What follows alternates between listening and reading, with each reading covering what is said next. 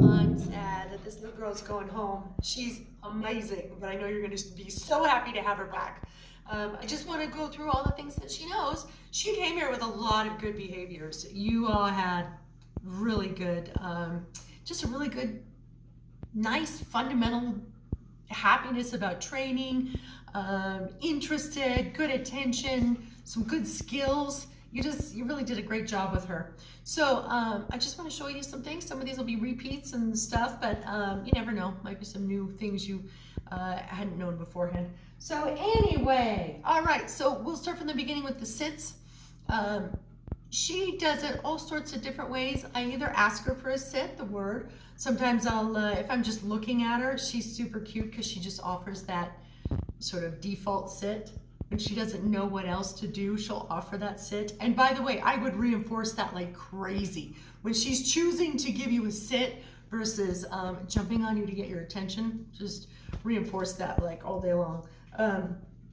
Sorry, I got a hair in my mouth. And then obviously a little gesture. You'll see me use a little gesture for a sit. All those things work. All sorts of different things. Kind of depends on what the environment's like. If you're trying to be quiet or what have you. So anyway, we'll just do a little sit. The down cue, by the way, is just a little point down. I actually usually start with 2 fingers. And at first I'm making a pretty big gesture down, but now I just give her a little down. You can even begin to just use 1 finger. Pretty soon she's just gonna start to watch that little, just that little gesture will be enough. But for now, I'm giving her 2 fingers, pretty good size, and asking for the down. Stay is this with the sort of traffic cop. And then to free her is that word free. So she stays in the stay until you say that magic word free. Let's see. And then I just saw your text come through. I'll answer that in just a second. And then let's see. The leave it is when I'm putting food in front of her face and I'm asking her to disengage from that, which is lovely. She has a real good, you obviously have been working on that before because she just, so many of these things she just already had a really good familiarity with and joy about doing. Let's see, and then a really important one is going to be that space cue. Space means, whoop, I need you to give me a little bit of room and I need you to have all 4 feet on the ground before you get any loving, before you get any pets, before you get anything. Space means give me that room. Now, when she's super excited, I go beyond just space. I'm gonna give you a demonstration of space here, but I go beyond that. I ask for space, so that means step back a little bit. Then I literally ask her for the sit, and then I ask her for the stay before I even go down and pet her. And when I pet her really soft. She's one of those dogs that it's easy to get overstimulated. So sometimes even just petting her like you feel like that, woo, I just love you, that sort of thing is too much. She'll just, all that just translates into high energy for her. So I just touch her really softly and touching her face really gently. That seems to kind of bring down that overexcitement. So again, space, which is mainly the body language. Space, sit, stay, stay. And then I'll pet her and that means, okay, you can get up again. So anyway, I'll show you some of those things. We're just gonna kind of go through the portfolio of this amazing doggo. Okay, my friend. So you can see, even just looking at her, she gives you that beautiful sit. Very nice, which you built. You built this lovely sit. Or you can ask for it. Sit. Yes, very good. Or I give this little cupping gesture. Sit. Yes. Very nice. Just a little cupping. Next comes the down. Come in. Let me see. Let me put her so you can see. Sit. Very good. You're so amazing. Very good. Come. Yeah. Sit. Good. Down. Yes, you're amazing. You're amazing. So I try to do these different orientations because that may be really the way it is in life. Like sometimes I'm sitting, sometimes I'm got my back turned, sometimes I'm looking straight at her. So I'm going to try the downs from all sorts of different ways. Yes, because you're amazing. Sit. Good. Down. Very good. You're the most amazing. Good girl. Down. Good. Now I'm going to use this stay. Stay. Ooh, almost. That was my fault. I did some funny body language. Sit. Down. Good girl. Stay. Stay. Free. Yes. Good girl. We'll do it coming your direction. Ready? Yes. Sit. Oh, stay. She already knows what I'm looking for. Stay.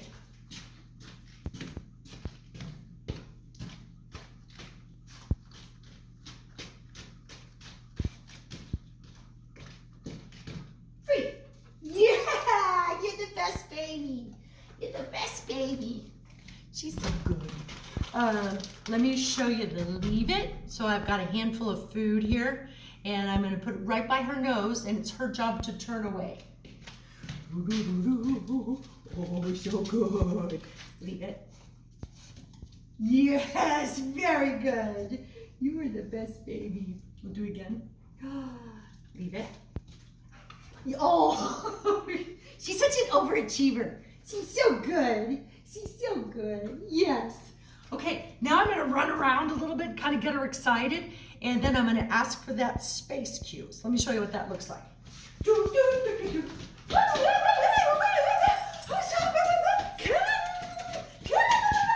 Space, space.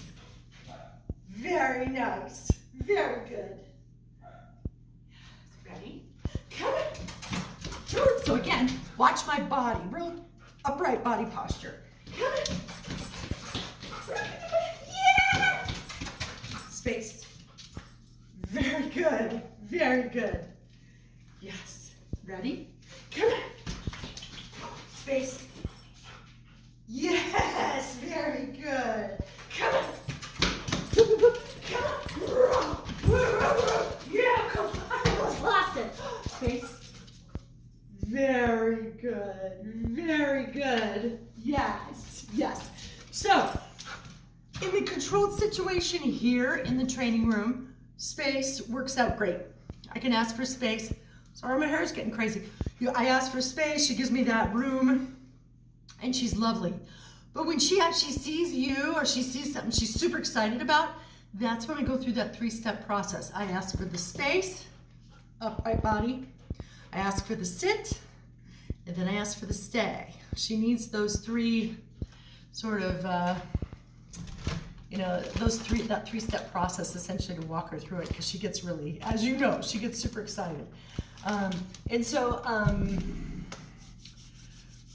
trying to think too, I want to show you about her relaxation game, but I think what I want to do is show you that when we get together. It's kind of hard on video to see what's happening because there's a lot of subtlety and you're watching for small things in her body language.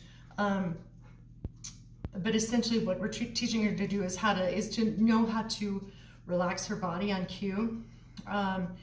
Anyway, we'll do that together, but I wanted to give you sort of a little rundown. Her, again, sit, down, stay in both positions. That we're walking outside, that's the other part of the video. Oh, coming when called. Oh, she's a monster. Coming when called, she's amazing. So, when you get home, just call her 50 bazillion times from different places in the house. You'll just say, Willow, come, Willow, come.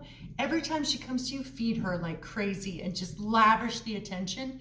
She just blasts like crazy. I call her like 50 times a day from the yard when she's out playing. So she'll be out having a good time with the dogs. And I will just be like, Willow, come. And she'll just stop the play and she'll come running, running, running. Because all I do is I call her, I feed her, and then I let her go back out and do whatever it was that she was doing. You know, so often we call the dogs in to do stuff they don't want to do. And that starts to poison that come cue. So I just make it totally free for her. come means just blast over to me, get your snack, and then just go back to whatever you were doing. That's the foundation you want to lay. Over time, you know, a few months down the road, then you've got a little more leeway and you can start to call her for things that maybe aren't so fun, like, oh, I gotta put you in the crate or whatever. But in the beginning, just make it so fun. Just call her to come, she gets food, it's the best thing ever. And then nothing gets interrupted, doesn't cost her anything. She just goes right back out to have a good time. So anyway, or goes back out to, you know, stays with you in the kitchen or whatever it is. In any case, she's not doing something that's a bummer, like having a bath or getting her nails clipped or going to the crate. So anyway, that's a little rundown of the things that she knows. When we get back together, we'll do the walking outside. She's amazing. She's just really, really good on all counts. So I'm gonna miss her. She's a great dog. She's gonna be. I'm gonna miss you so much. But everybody loves you and they can't keep you forever because your family's gonna want you back. Yeah. Oh, I love her. Okay, I'll see you later.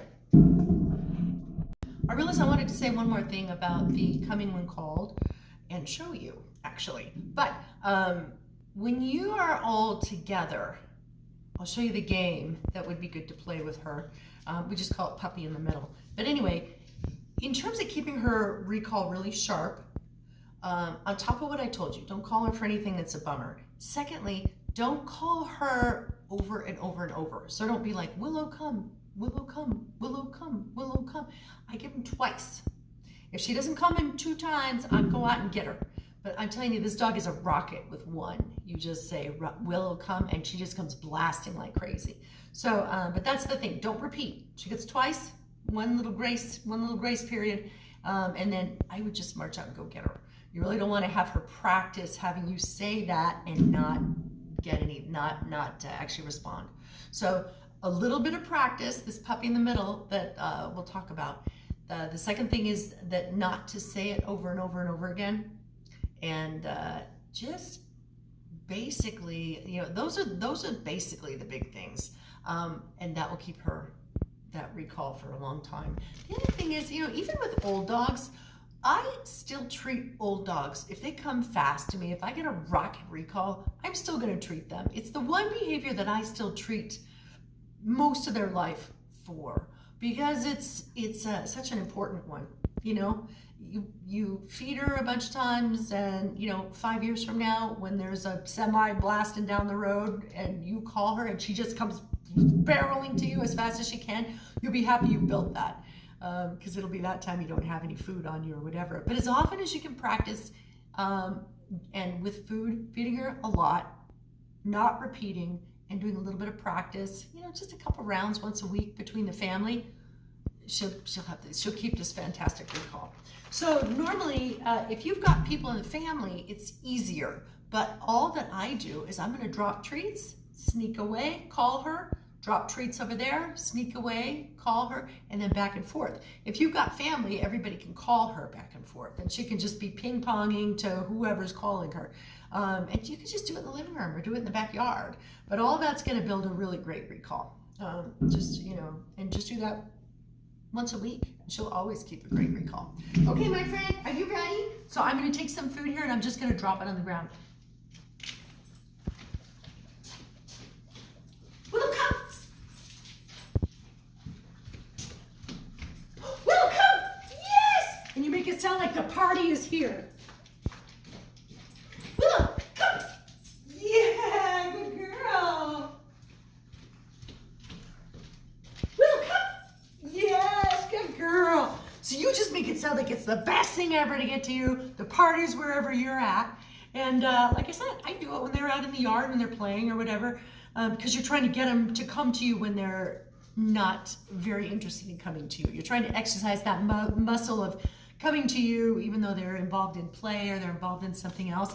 But you just feed them, tell her she's the most amazing thing ever, and then just send her out. Tell her she did great. Yeah, you're amazing. Yeah, you're amazing. Anyway, I just wanted to show you that little bit. And we'll do that. Again, we'll do that when we get together. Okay, see you later.